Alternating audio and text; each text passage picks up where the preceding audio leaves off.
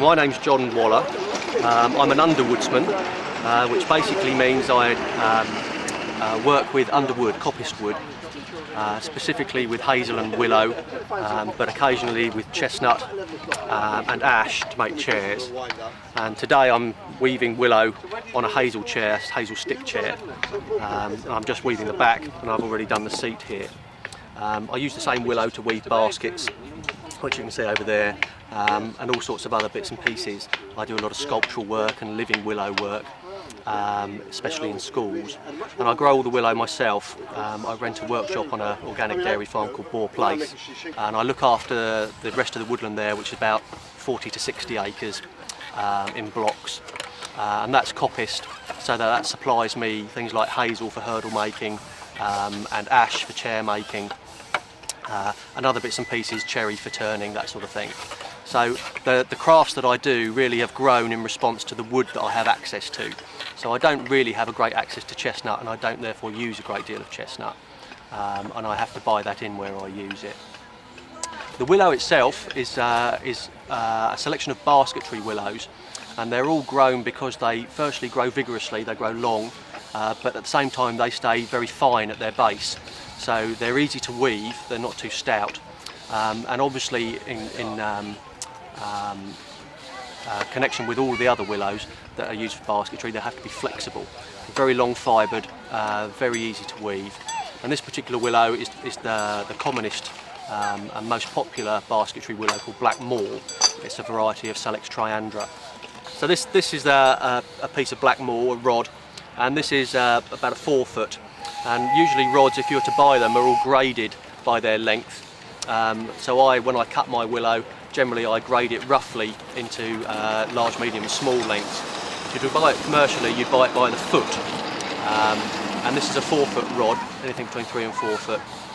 And you can see the qualities that you'd be looking for are firstly no branches, so you grow the willow very, very close together. I space my stalls only a foot apart in the rows, and the rows are 2 feet apart.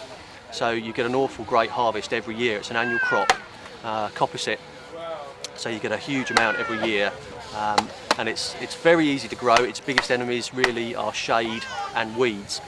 So as long as you screen the weeds out, I grow mine through a plastic mulch, which comes from the slurry, from the silage at the dairy farm, and that's nice and cheap and easy available.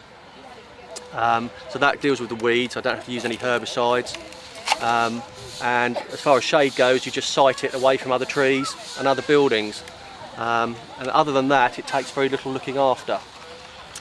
It's just an annual cut to produce the pliable rods.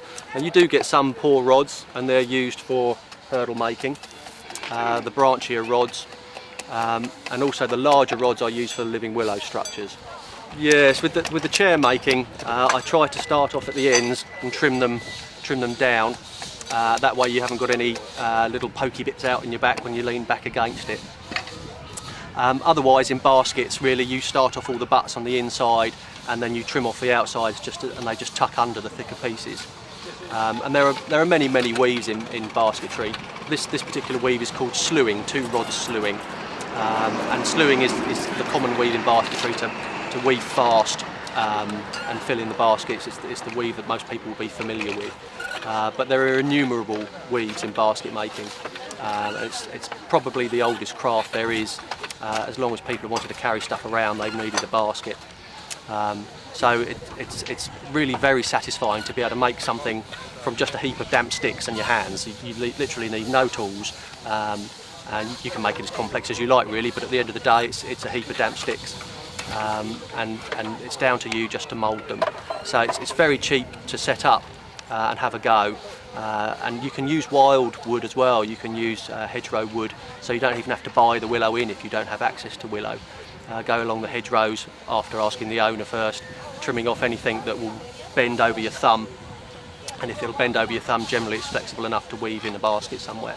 So it lends itself to a craft that's open to everybody. And it's very, very satisfying when you get to do it. Well, I run courses in all of this stuff. I've been doing it now for about 16 years, and I run courses in a range of croppice crafts, and you can access those by going to www.underwoodsman.co.uk, and all the courses are listed there. They run throughout the year. Prices generally from about £40 a day, and they would range from basket making through to hurdle making, pole lathe turning and chair making, and trug making, and all sorts of coppice crafts really. The courses are run at Boar Place, where I have my workshop, which is a farm near Sevenoaks, so it's fairly accessible from London and beyond. So if you're interested, please look at the website or get in contact by email, info@underwoodsman.co.uk, and we can send you a brochure. Thank you very much.